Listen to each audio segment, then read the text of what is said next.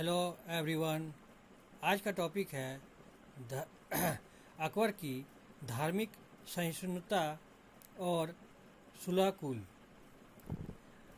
मुगल बादशाहों की धार्मिक नीति में अकबर की धार्मिक नीति को सर्वोच्चता प्रदान की गई है। उसकी नीति पूर्णतः धार्मिक सहिष्णुता की नीति थी, जिसका मुख्य उद्देश्य सुलह-कुल का मतलब होता है सभी के लिए शांति। अकबर के उदार धार्मिक विचारों तथा धार्मिक सहिष्णुता की नीति के निर्माण में विभिन्न परिस्थितियों ने महत्वपूर्ण भूमिका निभाई। अकबर का पिता हुमायूं जहां सुन्नी था, वहीं उसकी मां शिया थी। उसका संरक्षक बैरम खां भी शिया ही था, जबकि उसका शिक्षक अब्दुल लतीफ़ धार्मिक विचारों में इतना उदार था कि फारस में उसे सुन्नी माना जाता था, जबकि भारत में वह शिया समझा जाता था। अकबर को भारतीय जीवन दर्शन का पंजाब की उस धरती से परिचय मिला जहां गुरु नानक जैसे धर्म प्रचारक हिंदू एवं मुस्लिम धर्म की एकता तथा मानवतावाद की शिक्षा प्रदान कर रहे थे। अकबर का लालन पालन तथा शिक्षा दीक्षा एक ऐसे वातावरण में हुई जिससे उस पर उदारता का जबरदस्त प्रभाव पड़ा। वह प्रारंभ से ही काफ़ी उदार तथा मानवीय गुणों से परिपूर्ण था। यही कारण था कि उसने अपने शासन के शुरुआती वर्षों में ही दास प्रथा, तीर्थ यात्रा कर तथा जजिया कर को समाप्त कर दिया। इस आधार पर अकबर के धार्मिक विचारों का विकास दो स्तरों पर हुआ, जो एक दूसरे से अंत संबंधित हैं। अकबर स्वयं को परंपरावादी सुन्नी धर्म के हिमायती के रूप में प्रस्तुत करने में असफल रहा। फलतः बाद में सुलह-कुल की अवधारणा सामने आई। इसे एक राजनीतिक शस्त्र के रूप में प्रयुक्त कर वह एक संयुक्त संस्कृति का निर्माण करना चाहता था, ताकि एक केंद्रीकृत साम्राज्य एवं अधिसत्ता को वैधानिकता प्रदान की जा सके। सर्वप्रथम हमें मजहरनामा पर चर्चा करनी चाहिए, जिसकी असफलता के बाद ही एक उदारवादी ढांचे के अंतर्गत धार्मिक विचारों एवं नीतियों का विस्तार हुआ। बदायूं एवं निजामुद्दीन के अनुसार मजहरनामा के पीछे अकबर का उद्देश्य भारत में परंपरावादी सुन्नी पंथ के एकमात्र प्रमुख के रूप में मान्यता प्राप्त करने की उत्कर्षता थी। इसके साथ साथ अन्य उपायों के द्वारा अकबर यह दर्शाना चाहता था कि वह अपनी मुस्लिम प्रजा के धार्मिक विश्वासों एवं भावनाओं में साझेदार है, लेकिन यह प्रयास खतरनाक रूप से असफल साबित हुआ। 1580-81 के विद्रोह ने कुलीनवर्ग के असंतोष को दर्शाया। इसके साथ उलेमा द्वारा जारी किए गए फतवा ने अकबर के लिए कठिन समस्या खड़ी कर दी। उन्होंने मिर्जा मोहम्मद हाकिम के रूप में एक वैकल्पिक राजा भी प्रस्तुत किया। 1584 तक इस विद्रोह ने अपनी गंभीरता के अतिरिक्त कई चीज़ें स्पष्ट कर दी। ईरानी एवं तुरानियों का असंतोष, भारतीय कुलीनों की निष्ठा, परंपरावाद के दुर्गुण।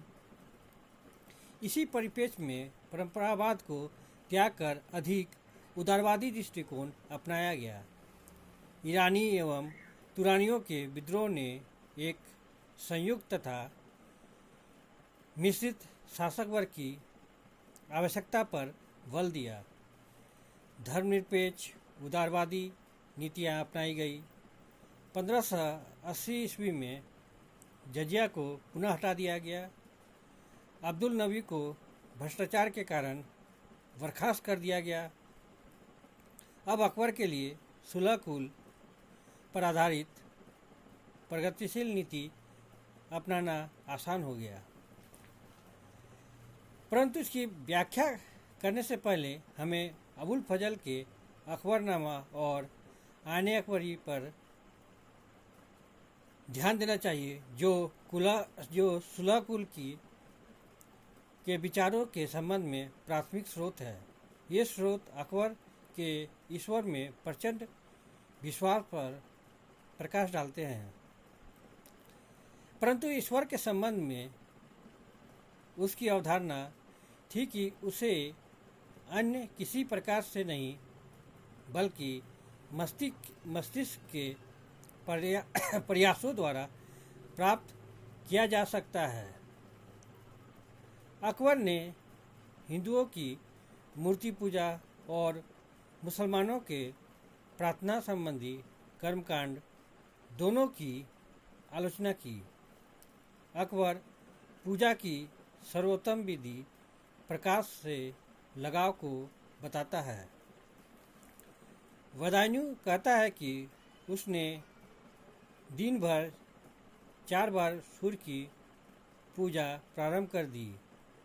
वह फारसियों के नौरोज से प्रभावित हुआ होगा, जो ससानीडों का प्राचीनतम त्यौहार था, जिसमें सूर्य एवं प्रकाश की पूजा की जाती थी।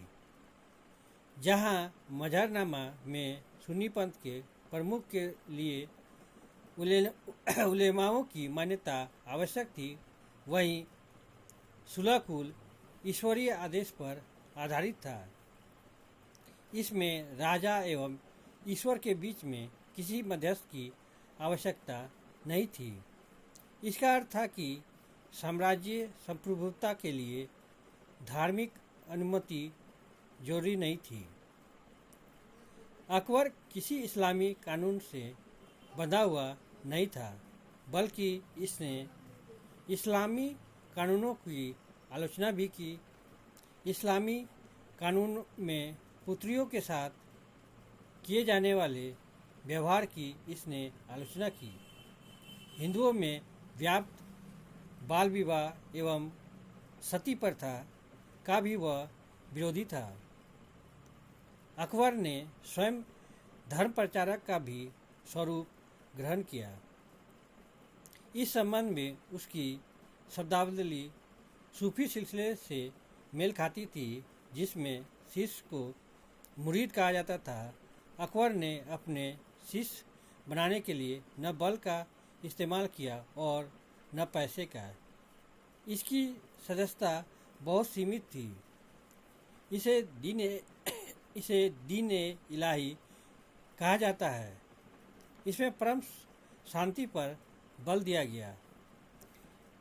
यद्यपि तथाकथित दीन इलाही कोई नया धर्म नहीं था एवं चरित्र में यह उच्च वर्गीय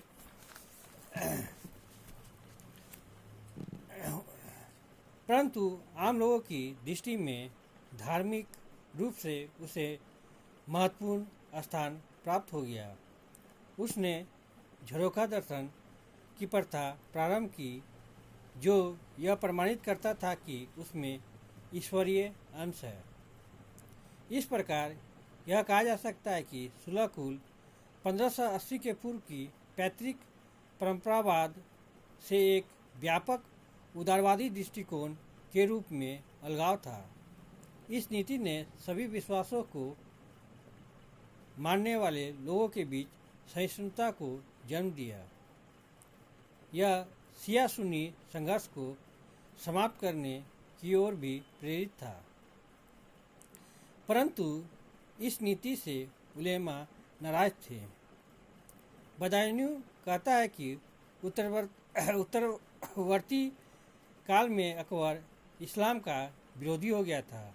वह कहता है कि अकबर ने मुसलमानों को दंड दिया, मस्जिदों का दुरुपयोग किया एवं मोहम्मद की पदवी पर प्रतिबंध लगा दिया, परंतु इन आरोपों की पुष्टि के ठोस प्रमाण नहीं मिलते। लेकिन इन आरोपों को पूरी तरह से अस्वीकार नहीं किया जा सकता है। ऐसा लगता है कि मुल्लाओं एवं मुस्लिम संस्थाओं को दिया जाने वाला सरकारी सहायता रोक देने से यह वर्ग नाराज हो गया। 1580 के बाद अकबर ने अजमेर जाना एवं अन्य अवसरवादी कार्य बंद कर दिए। उसने इस्लाम को मोहम्मद का धर्म पुकारा। कुलीनों के असंतोष ने अफवाहों को जन्म दिया। जागीर काल में इस्लाम का पुनरुत्थान हुआ।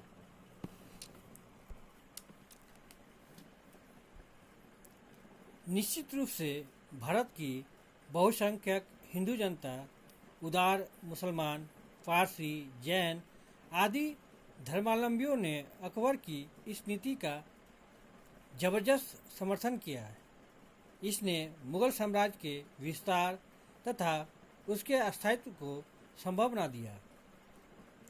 इसने अकबर को एक राष्ट्रीय सम्राट के रूप में प्रतिस्थापित कर दिया।